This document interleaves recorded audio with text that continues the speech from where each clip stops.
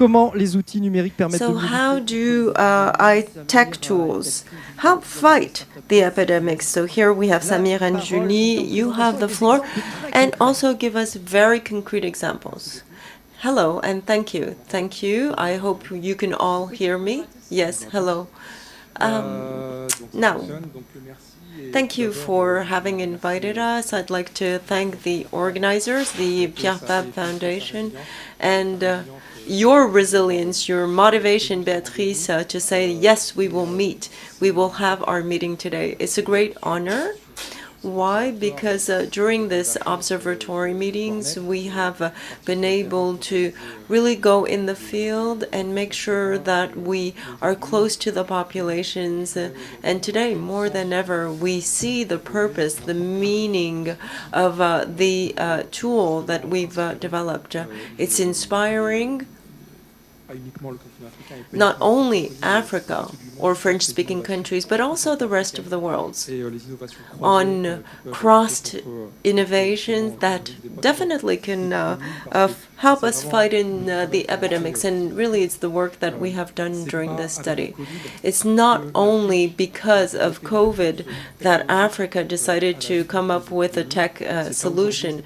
It's not now, a couple of months ago. It has been the case for several years, several months, a lot of innovations, but also the state. And we will develop and show you some examples.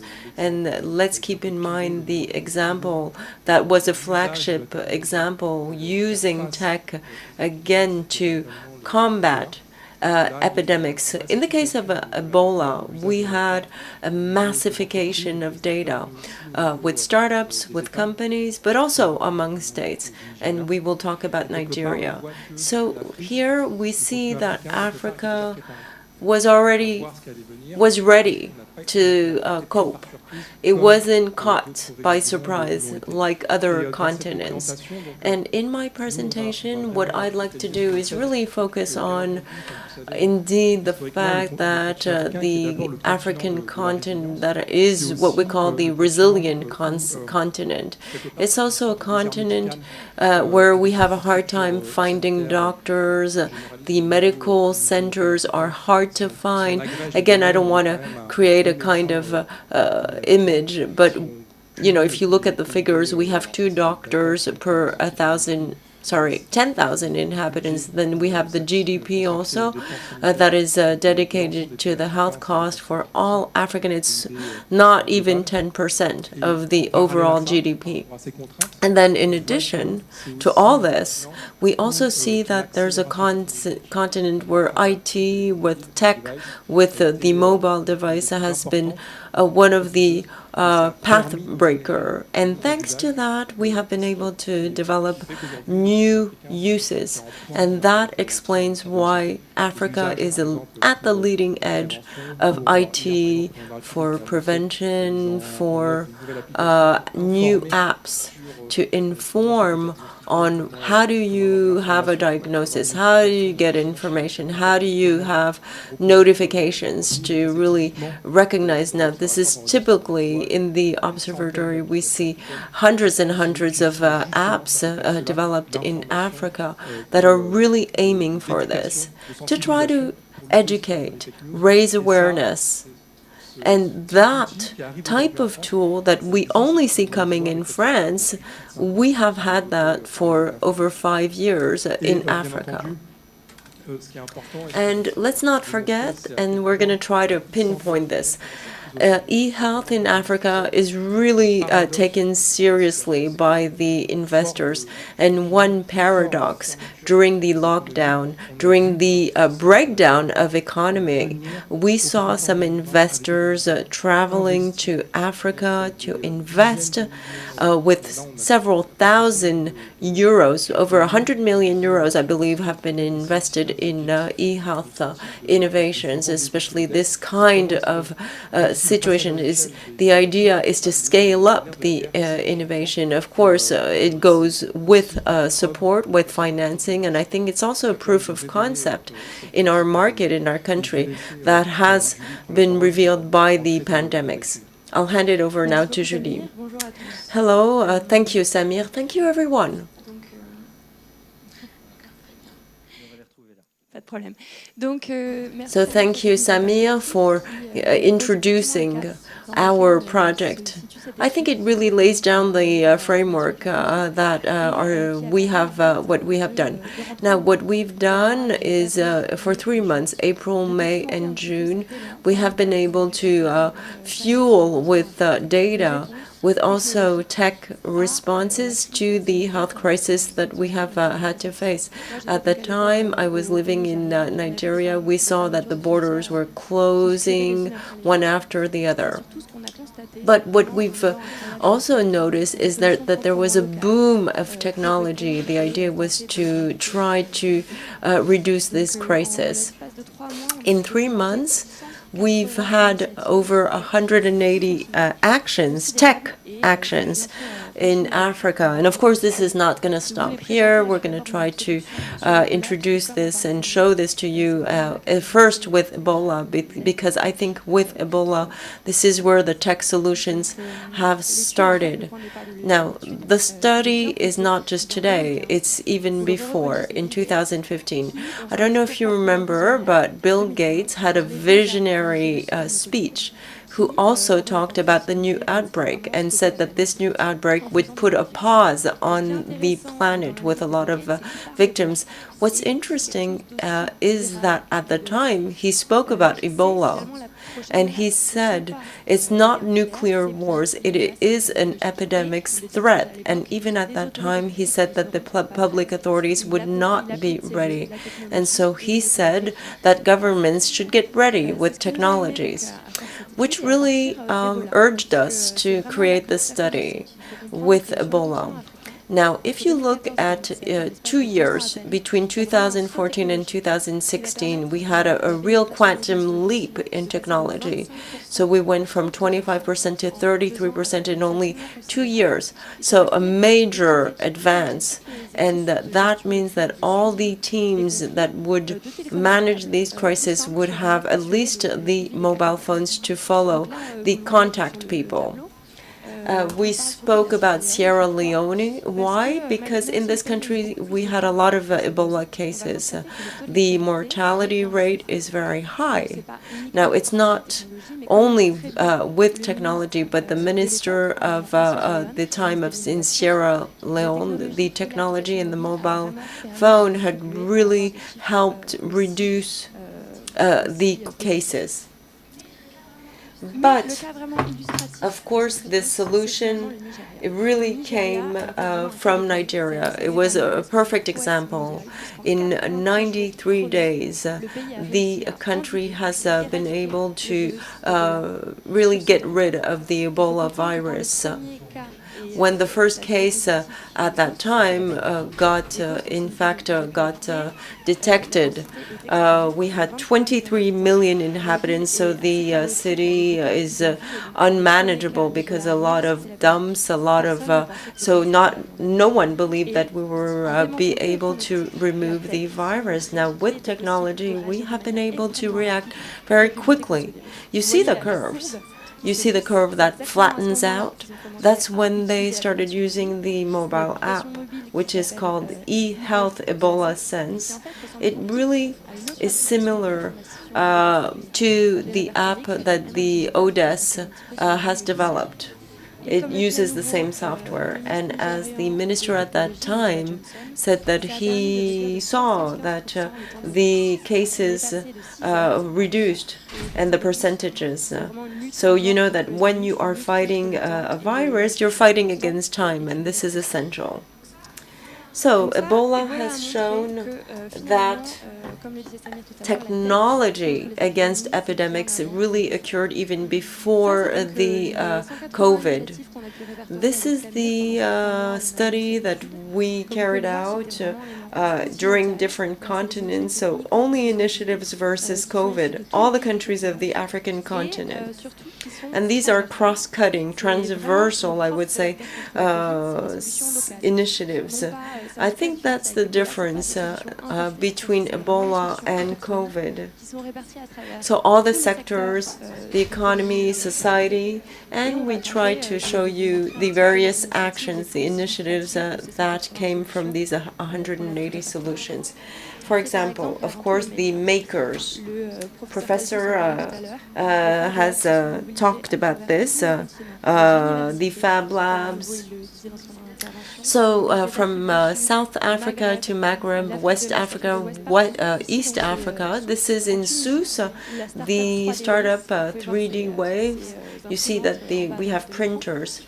So we had really lent the printers to the engineers. And so the idea was to print visors.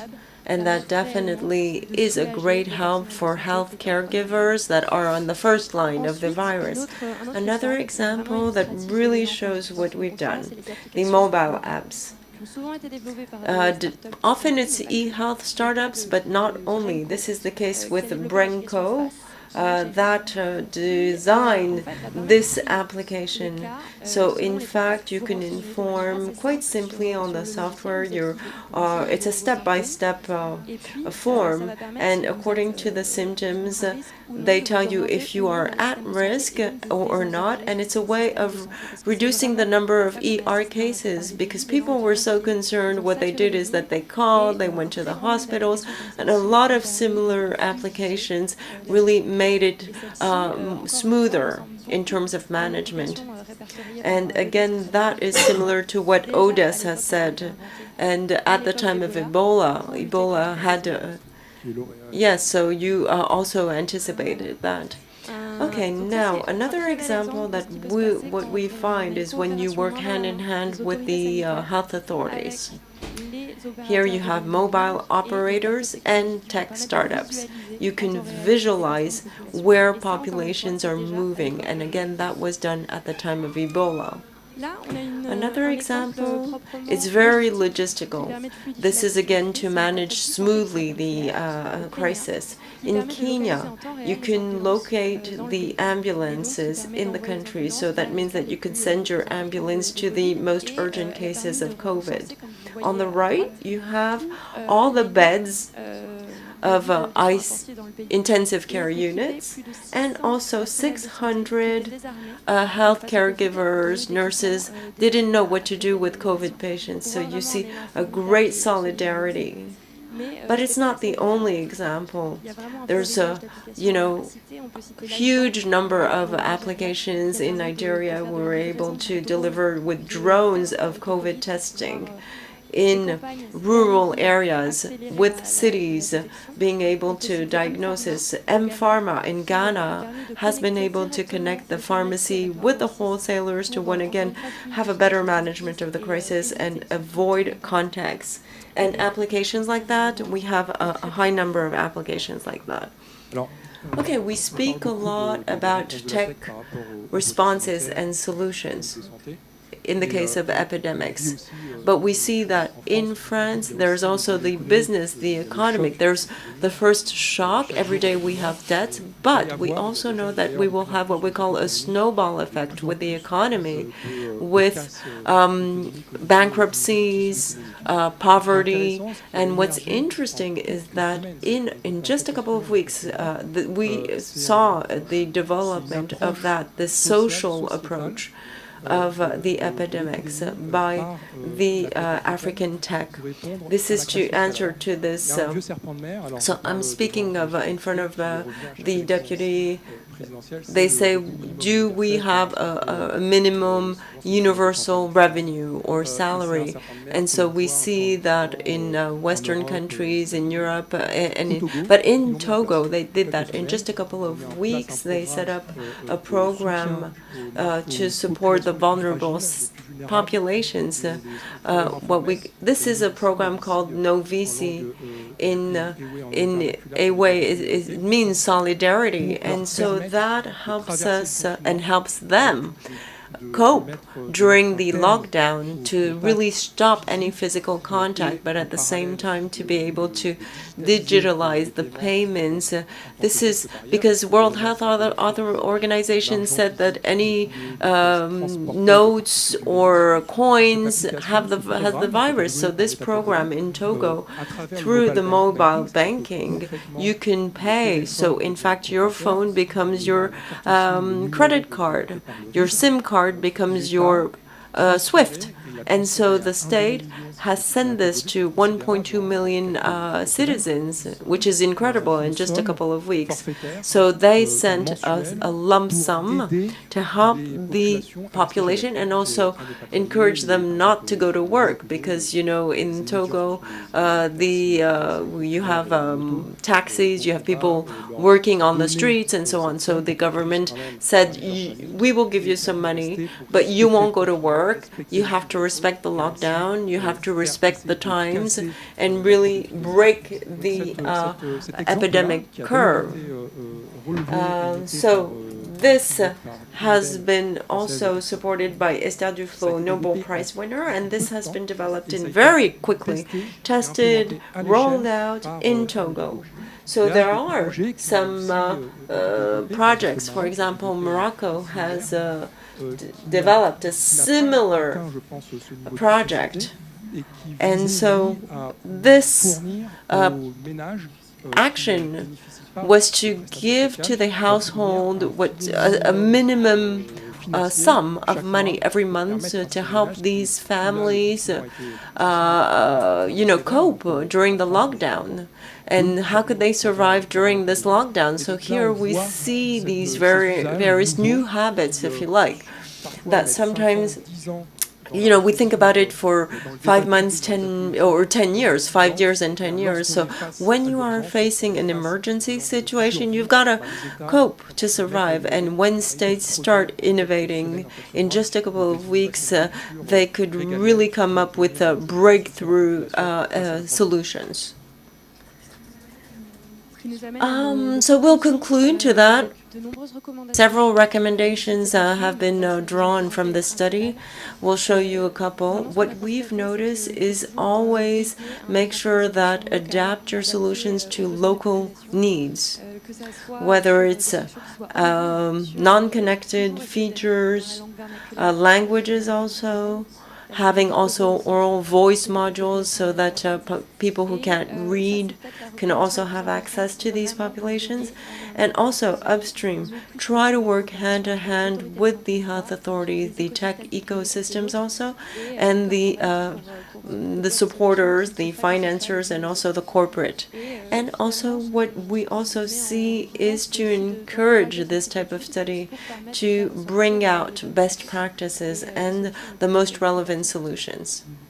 What's really important, and I find is incredible, is when we see the ecosystems, for example, the prize winners, the award winners, and we will have that, startups in Togo or even in other countries. This is really at the leading edge of this fight. One example, you know that Mali is going through a horrible political crisis. And despite that, even today, there's a hackathon against COVID that is organized by local communities to be able to cope with the pandemics and helping citizens better fight it. We also see, and Julia has said, there's a need to raise awareness, to evangelize, and populations need to embrace these new technologies. And we have also been able to see the media. Of course, the media have played a strong role. We can congratulate them to really talk about these new initiatives. You know that the ODESS platform, that was also a pathbreaker because we started working with ODESS 5 years ago. So here we have a good momentum. Media are really taking things seriously, and I'm sure that in the room we have Fichenja, special COVID, this type of action, this type of initiative that really boosts the ecosystems, drives the ecosystem to better achieve their goals. And this will be my take-home message, and I believe that this is essential, the financing. How do you finance? How do you enable these startups, these entrepreneurs to scale up?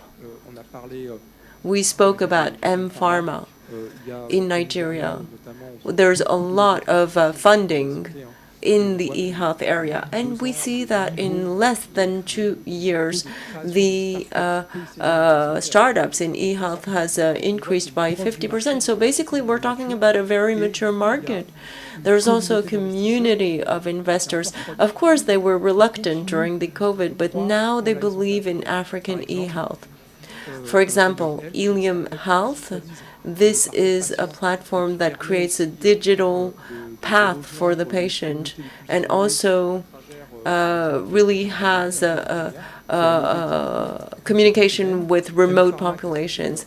M-Pharma, Julie talked about this in Ghana. 400 pharmacies in Accra has raised 17 million. International investors, that means that these are not local investors, but from home, from Silicon Valley or Europe. They see already the potential, and they say that this potential can definitely work also in Europe or in their country. 54Gene just funded $15 million. So I know we have a timing schedule for our presentation, but I think that the take-home message is really to really see everything. And again, I'd like to congratulate ODESS for the wonderful work that they've done in the past 5 years. And it's also great and heartwarming to see what's going on in the field. Thank you, Samir. Thank you, Julie.